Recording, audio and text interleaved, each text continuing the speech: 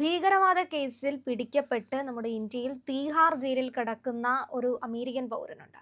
Mathew van Dijk. Mathew van Dijk ആവശ്യപ്പെടുന്നത് തനിക്ക് ഈ തീഹാർ ജയിലിലെ ആഹാരം ഒന്നും കഴിക്കാൻ പറ്റില്ല. ഈ അമിതമായ എണ്ണയും ഒക്കെ ഉള്ള ഫുഡാണ്. എനിക്കതൊന്നും പറ്റത്തില്ല. ഞങ്ങളുടെ നാട്ടിലെ എനിക്ക് എൻ്റേതായിട്ടുള്ള ഫുഡ് ആവശ്യമാണ്. എൻ്റേതായിട്ടുള്ള ഭക്ഷണം വേണം. അതിനൊരു ലിസ്റ്റ് കൂടെയാണ് മാത്യു കൊടുത്തിട്ടുള്ളത്. ആരാണ് ഈ മാത്യു? എന്തിനാണ് ഇത്തരത്തിലുള്ളൊരു ഡിമാൻഡുകളൊക്കെ ആവശ്യപ്പെടുന്ന അങ്ങനെ അത്ര വലിയൊരാളാണോ? ഇയാളൊരു കൂലിപ്പട്ടാളക്കാരനാണ്. കൂലിപ്പട്ടാളക്കാരൻ എന്ന് പറഞ്ഞു കഴിഞ്ഞാൽ ഇംഗ്ലീഷിൽ മെർസണറീസ് എന്ന് പറയും. മെർസണറീസിൻ്റെ പ്രവർത്തിക്കുന്ന ആൾക്കാരെന്ന് പറഞ്ഞാൽ മിക്കവാറും സൈന്യത്തിൽ നിന്ന് വിരമിച്ച ആളായിരിക്കും, അങ്ങനെയൊക്കെയുള്ളതാണ്. ഇയാളുടെ പ്രത്യേകത എന്ന് പറഞ്ഞു കഴിഞ്ഞാൽ ഇയാൾ ഒരു സിനിമാ സംവിധായകനാണ്, ഡോക്യുമെൻ്ററി ഫിലിം മേക്കറൊക്കെ ആയിട്ട് നടക്കുന്ന ആളാണ്. ഇയാളും ഇയാളുടെ കൂട്ടാളികൾ ഉക്രൈനിൽ നിന്നുള്ള കുറച്ച് പേരും കൂടെയാണ് ഇന്ത്യയിലേക്ക് വന്നത്. ഇന്ത്യയിൽ വന്നത് നിസ്സാര കാര്യത്തിനൊന്നുമല്ല. ഇന്ത്യയുടെ അതിർത്തി പ്രദേശത്ത് ഈ പറയുന്ന മ്യാൻമാറിലൊക്കെ നിന്നുകൊണ്ട് ഇന്ത്യയുടെ വടക്ക് കിഴക്കൻ സംസ്ഥാനങ്ങളിൽ ഒരു ഭീകരവാദ പ്രവർത്തനം നടത്തുന്ന സംഘടനകൾക്ക് വേണ്ടിയിട്ടുള്ള പരിശീലനം നടത്താനാണ് അവിടെ വന്നു. അവരുടെ പ്രധാനപ്പെട്ട പരിപാടി ഉണ്ടല്ലോ, ഈ നോർത്ത് ഈസ്റ്റിനെ മൊത്തത്തിൽ മുറിച്ചു മാറ്റി അതൊരു ക്രിസ്ത്യൻ രാജ്യമാക്കി അതിനെ ബംഗ്ലാദേശിൻ്റെ കൂടെ ചേർക്കാനുള്ള ഡീപ് സ്റ്റേറ്റിൻ്റെ പദ്ധതി നടപ്പിലാക്കാൻ വന്ന ഒരു കൊടും ഭീകരനാണ് ഇയാളെന്നുള്ളതാണ്. ഇയാളെ കിട്ടിയപ്പോൾ സാധാരണഗതിയിലൊക്കെ ഈ അമേരിക്കൻ പൗരനെയൊക്കെ പിടിച്ചു കഴിഞ്ഞാൽ വലിയ പ്രഷർ വരും, ഇയാളെ വിടാനൊക്കെ ആയിട്ടുള്ള സമ്മർദ്ദം ഉണ്ടാവും. ഒന്നും വന്നില്ല.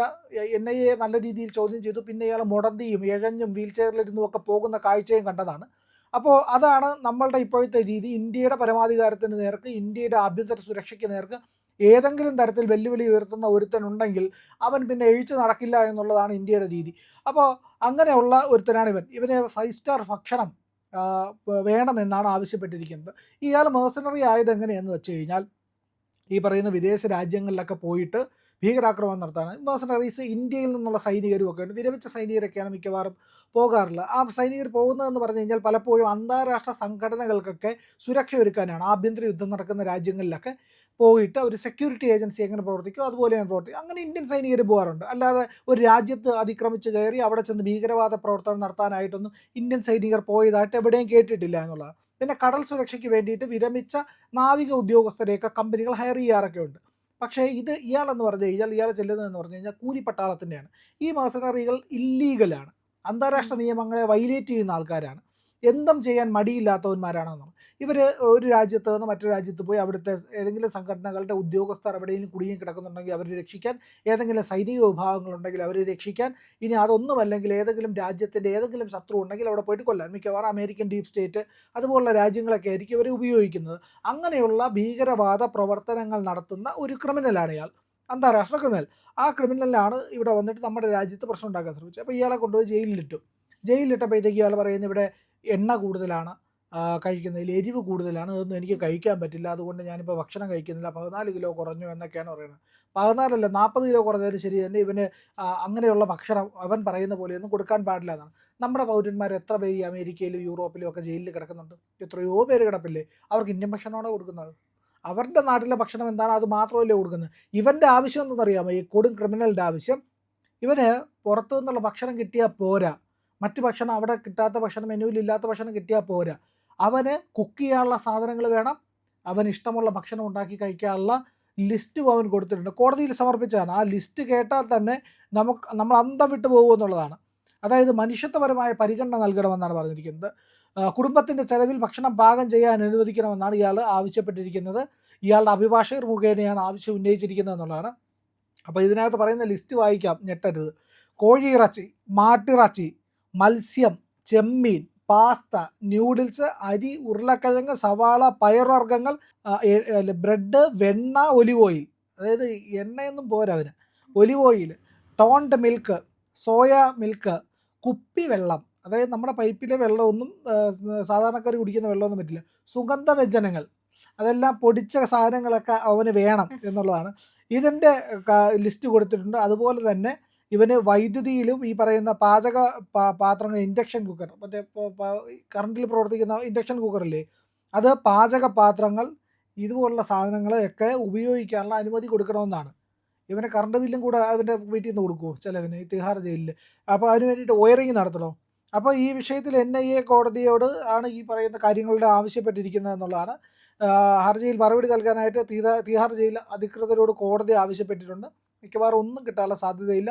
ജൂലൈ 21 ഹർജി വീണ്ടും പരിഗണിക്കുമെന്നാണ് അല്ല പറയുന്നത്. ഇതിപ്പോ ഭീകരവാദിയെ VVIP സെറ്റപ്പിൽ ഒരു ജയിൽ സംവിധാനം ഒരുക്കി കൊടുക്കണമെന്നാണ് ഇയാൾ ആവശ്യപ്പെടുന്നത്. ആവശ്യപ്പെട്ടിട്ടുള്ളത്. അതെ. ഒരു രാജ്യത്ത് ഭീകരപ്രവർത്തനം നടത്തുന്ന ഒരാളെ ഇത്രയധികം സുഖസൗകര്യങ്ങളോടെയൊക്കെ ഈ അമേരിക്കയിൽ അത്തരത്തിലുള്ള സൗകര്യങ്ങൾ കൊടുക്കുമെന്ന് അറിയില്ല. ഇല്ല, ഒരു ഒരിക്കലും ഇല്ല. രാജ്യത്തും അങ്ങനെ ഒരു ഭീകരപ്രവർത്തനം നമ്മുടെ രാജ്യത്തിരുന്ന് ചെയ്യുന്ന സമയത്ത് പലയിടത്തും സ്പോട്ടിലൊക്കെ കൊല്ലുന്നതാണ് രീതി. അവരുടെ അതെ. അല്ല, നിയമവ്യവസ്ഥയൊക്കെ അത് അനുസരിച്ച്. മാത്രമല്ല, ഈ ഏഷ്യക്കാരെ കിട്ടിയാൽ അമേരിക്കൻ ജയിലുകളിൽ എന്താണ് ചെയ്യുന്നതെന്ന് അറിയാമോ? ഉം. ഏഷ്യൻ വംശജരായിട്ടുള്ള ആൾക്കാരെ ഇവന്മാരുടെ, അതായത് അമേരിക്കയിൽ എന്തെങ്കിലും ഒരു കേസിലോ ക്രിമിനൽ കേസിലോ അങ്ങനെ പിടിച്ചു കഴിഞ്ഞാൽ ഇവരെന്ത് ചെയ്യുമെന്ന് അറിയാമോ?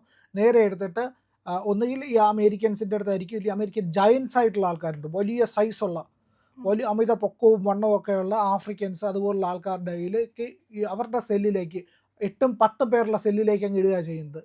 അവിടെ ഈ ഏഷ്യക്കാരനെ എന്ത് ചെയ്യുമെന്ന് അറിയാമോ? അവനെ പ്രകൃതി വിരുദ്ധ ലൈംഗിക പീഡനം നടത്തും, അവനെ മർദ്ദിക്കും, അതിക്രൂരമായിട്ടുള്ള അതിവൃത്തികെട്ട രീതിയിലുള്ള പീഡനങ്ങൾ നടത്തും, ശാരീരികവും ലൈംഗികവും മാനസികവും ഒക്കെ ആയിട്ടുള്ള. ഇവൻ്റെ ജീവൻ ബാക്കി കിട്ടിയാലായി എന്നുള്ള അവസ്ഥയിലാവും ഇവൻ കിടക്കുക. അങ്ങനെ ഉപദ്രവിക്കുന്നവന്മാരാണ് അമേരിക്കക്കാരന്മാരെന്ന് പറയുന്നത്. അമേരിക്കൻ ഡീപ് സ്റ്റേറ്റ് എന്ന് പറയുന്നത്, ഈ ഡീപ് സ്റ്റേറ്റ് എന്ന് പറഞ്ഞു കഴിഞ്ഞാൽ ആരെന്നറിയാമോ? ഏറ്റവും വൃത്തികെട്ട ഒരു ജീവിയാണ് ഈ ഡീപ് സ്റ്റേറ്റിലുള്ളവന്മാരെന്ന് പറയുന്നത്. ഇവരുടെ പ്രധാന പണി എന്ന് പറഞ്ഞു കഴിഞ്ഞാൽ, നമ്മുടെ നാട്ടിലൊക്കെ ഈ പരദൂഷണം പറഞ്ഞ് കുടുംബം കലക്കാൻ നടക്കുന്ന ചെറ്റകളില്ലേ, അതിലും വൃത്തികെട്ടവന്മാരാണ്. ലോകത്തിൽ എങ്ങനെയെങ്കിലും, അതായത് ഒരാൾക്ക് ക്യാൻസർ വന്നാൽ അതിൽ നിന്ന് പോലും മുതലെടുക്കാൻ കഴിയുമോ എന്ന് ചിന്തിക്കുന്ന ഏറ്റവും നാണം കെട്ട, പണത്തിന് വേണ്ടിയിട്ട്, പണം ലഭിക്കാൻ വേണ്ടിയിട്ട് എന്ത് ചെയ്യാൻ പഠിക്കാത്ത, ഏത് രാജ്യത്തെയും കടന്നു ചെന്ന് നശിപ്പിക്കാൻ മടിയില്ലാത്ത ഒരു നികൃഷ്ടവർഗത്തിൻ്റെ പേരാണ് ഡീപ് സ്റ്റേറ്റ്. അതിലുള്ള ഏറ്റവും ക്രമിച്ച ഒരുത്തൻ്റെ പേരാണ് സോറോസ് എന്ന് പറയുന്നത്, ജോർജ് സോറോസ്. അവനാണ് ഇന്ത്യക്കകത്ത് പ്രശ്നങ്ങൾ ഉണ്ടാക്കാൻ വേണ്ടി ശ്രമിക്കുന്നത്. അവനാണ് ഈ മിസോറാമിലേക്ക് ആൾക്കാരെ അയച്ചിരിക്കുന്നത് എന്നുള്ളത്. അത്ര ഭീകരമായിട്ട് അവൻ്റെ ചെലവിൽ കഴിയുന്ന മാധ്യമപ്രവർത്തകർ വരെയുണ്ട് ഇവിടെ. ഈ ഭാരതത്തിൽ, കേരളത്തിലൊക്കെ പ്രവർത്തിക്കുന്ന പല മാധ്യമപ്രവർത്തകരും, മുഖ്യധാരാ മാധ്യമങ്ങളിലിരിക്കുന്നവർ, ഈ അമേരിക്കൻ താല്പര്യം പിന്തുടരുന്നവരുണ്ടല്ലോ, അവന്മാർക്കൊക്കെ എന്ന് പറഞ്ഞാൽ പേരിൻ്റെ അവസാനം വർഗീയത എന്നൊക്കെ ചേർത്തവന്മാരുണ്ട്. അവന്മാരൊക്കെ ഈ പറയുന്ന പട്ടിയുടെ പേരുള്ള മാധ്യമപ്രവർത്തകരൊക്കെ ഉണ്ടല്ലോ, ഇവന്മാരൊക്കെ എന്താ ചെയ്യുന്നതെന്ന് അറിയാവോ? ഇവന്മാരൊക്കെ ഈ പറയുന്ന ഡീപ് സ്റ്റേറ്റിൻ്റെ പണം വാങ്ങിയിട്ടാണ് ജീവിക്കുന്നത്. അത്തരത്തിലുള്ള ഈ വെറും നികൃഷ്ടമായിട്ടുള്ള ഒരുത്തൻ, അവൻ്റെ രാജ്യത്തിരുന്നു കൊണ്ട് മറ്റു രാജ്യങ്ങളെ നശിപ്പിക്കാൻ നടത്തുന്ന പ്രവർത്തനത്തിന് കൂലിപ്പട്ടാളത്തിൻ്റെ പണവും വാങ്ങി വന്ന ഒരുത്തന് 5 സ്റ്റാർ ഭക്ഷണം നമ്മുടെ രാജ്യത്തെ ജയിലിൽ കൊടുക്കണമെന്ന് പറഞ്ഞാൽ ഇവിടുത്തെ സാധാരണക്കാർക്കില്ല. ഇവിടുത്തെ മനുഷ്യർ ജയിലിലല്ല, പുറത്തുള്ളവന് ഈ പറഞ്ഞ സാധനങ്ങൾ കിട്ടാറുണ്ടോ? ആതിര ഒന്ന് ആലോചിച്ചു, ആതിരയുടെ ജീവിതത്തിൽ ഇത്രയും സാധനങ്ങളൊക്കെ കഴിക്കാൻ പറ്റുമോ നമുക്ക്? വെണ്ണയിൽ കുക്ക് ചെയ്യുന്ന സാധനം സാധാരണക്കാർക്ക് അതൊന്നുമില്ല. സാധാരണക്കാരൻ എന്താ കിട്ടുന്നത്? ചോറ്, ഈ പറയുന്ന തോരനോ അവിയലോ ഒരു ചമ്മന്തിയോ എങ്ങാനും ഉണ്ടെങ്കിൽ അത് കൂട്ടിയാണ് നമ്മൾ കഴിക്കുന്നത്. ഒരു സാമ്പാറും ഒരു തോരനും ഉണ്ടാവും, അവിയൽ കൂടെ ഉണ്ടെങ്കിൽ ആഡംബരമായി നമുക്ക്, ഇല്ലേ? ഒന്ന് ആലോചിച്ച് നോക്കൂ. അല്ല ഇത് ഇയാള് ഈ പറഞ്ഞത് അവിടുത്തെ ഭക്ഷണ രീതിയല്ലേ. അപ്പൊ അവിടുത്തെ അയാള് ചെയ്ത് വന്ന പ്രവർത്തനം അനുസരിച്ച് അത്രയും വരുമാനം അയാൾ സമ്പാദിക്കുന്നുണ്ടായിരുന്നു. സമ്പാദിക്കുന്നുണ്ടായിരിക്കും. അതുകൊണ്ട് അവൻ്റെ ആരോഗ്യം നിലനിർത്താൻ വേണ്ടിയിട്ടൊക്കെയാണ് ഈ ഭക്ഷണം ആവശ്യപ്പെടുന്നത്. അവൻ്റെ ആരോഗ്യം നിലനിർത്തുന്നത് എന്തിനു വേണ്ടിയിട്ടാണ്? ഇതുപോലെ രാജ്യത്തിനകത്ത് ഭീകരപ്രവർത്തനം നടത്താൻ വേണ്ടിയിട്ടല്ലേ? വേണ്ട, അതിൻ്റെ ആവശ്യമില്ല. കഞ്ഞിയും പയറും കൊടുക്കാം, അതും കഴിച്ചിട്ട് അവിടെ കിടന്നാൽ മതി എന്നുള്ളതാണ്. അവന് എണ്ണയും എരിവുമാണല്ലോ പ്രശ്നം. കഞ്ഞിയും പയറും കൊടുത്താൽ മതി. നല്ല കഞ്ഞി വെച്ചിട്ട് കുക്കറിലിട്ട് 2 വിസിൽ 3 വിസിലോ കേട്ടാൽ മതി. നല്ല കഞ്ഞി പരുവത്തിന് കിട്ടും. ഇത്തിരി ഉപ്പും കൂടെ അങ്ങ് ഇട്ട് കൊടുത്തു കഴിഞ്ഞാൽ അതും കുടിച്ചിട്ട് മിണ്ടാതെ കിടന്നോ എന്ന് പറയണം. അത് മാത്രമാണ് ചെയ്യേണ്ടത്. ആയുഷ്കാലത്ത് ഇവനൊന്നും ജയിലിലിടിഞ്ഞാൽ പോലും വെളിയിറങ്ങാത്ത രീതിയിലായിരിക്കണം. അങ്ങനെ കിടന്ന് ഭക്ഷണം കഴിച്ച് അവന് ഇഷ്ടമുള്ള ഭക്ഷണം കിട്ടാതെ കിടന്ന് അവിടെ കിടന്ന് നരകിച്ച് ചത്താലും കുഴപ്പമില്ല എന്നുള്ള, അവനെ ഇങ്ങനെ ചാവണമെന്നേ. ഒരു രാജ്യത്തിനകത്ത് കയറിയിട്ട് അവിടുത്തെ ജനങ്ങളെ തമ്മിലടിപ്പിച്ച് അതിൻ്റെ ചോര കുടിക്കുന്ന ചെന്നായ്ക്കളാണ് ഈ ഡീപ് സോറസിൻ്റെ പട്ടികൾ. അപ്പോൾ അങ്ങനെയുള്ളവന്മാർക്ക് ഇവിടെ നല്ല ഭക്ഷണം എന്ന് വേണ്ട, ഒരു സൗകര്യവും കൊടുക്കരുത്, ഒരു പുൽപ്പായ പോലും ജയിലിനകത്ത് ഇവനൊന്നും അനുവദിക്കരുത് എന്നാണ്. അവിടെ വെറും തറയിൽ കിടന്ന് ഈ കഞ്ഞിയും കുടിച്ച് കിടന്നാൽ മതി എന്നുള്ള നിലയ്ക്കായിരിക്കണം ഇവരോടുള്ള പരിഗണന. മറ്റൊരു വസ്തുവും കൊടുക്കാതിരിക്കുക എന്നുള്ളതാണ് ഈ രാജ്യത്തോട് ചെയ്യേണ്ട ഏറ്റവും വലിയ കൂറ്. അതിൽ വെള്ളം ചേർക്കുന്ന ഏതെങ്കിലും ഉദ്യോഗസ്ഥന്മാർ തീഹാർ ജയിലിലുണ്ടെങ്കിൽ അവനും തൊട്ടടുത്ത സെല്ല് അനുവദിക്കുക എന്നുള്ളതായിരിക്കണം ചെയ്യേണ്ടത്. NIA ഈ കാര്യത്തിനകത്ത് കൃത്യമായിട്ട് ഇടപെടുമെന്ന് നമുക്ക് പ്രതീക്ഷിക്കാം. കാരണം NIAയിലുള്ളവന്മാർ ഈ പറയുന്ന കാര്യങ്ങൾക്കൊന്നും വഴക്കപ്പെടുന്ന ആൾക്കാരല്ല. അത് കൃത്യമായിട്ട് തന്നെ ആ കോടതിക്കും ആ ബോധ്യം ഉണ്ടാവുമെന്ന് നമുക്ക് പ്രതീക്ഷിക്കാം. ഇന്ത്യയോട് ക്രൂരത ചെയ്യാൻ വരുന്നവന്മാർക്ക് ഇതൊരു പാഠവുമായിരിക്കണം. പ്രിയപ്പെട്ട പ്രേക്ഷകരെ, ഞങ്ങൾ ഇന്ത്യ ലൈവ് പതിവ് പോലെ നമ്മൾ പറയുകയാണ്, മാധ്യമങ്ങളിൽ വരാത്ത, മറ്റു മാധ്യമങ്ങൾ പറയാത്ത വാർത്തകളാണ് നിങ്ങളുടെ മുന്നിലേക്ക് കൊണ്ടുവരുന്നത്. ഇത് പറയാൻ ഞങ്ങൾക്ക് പ്രേരണയും ശക്തിയും നിങ്ങളാണ്.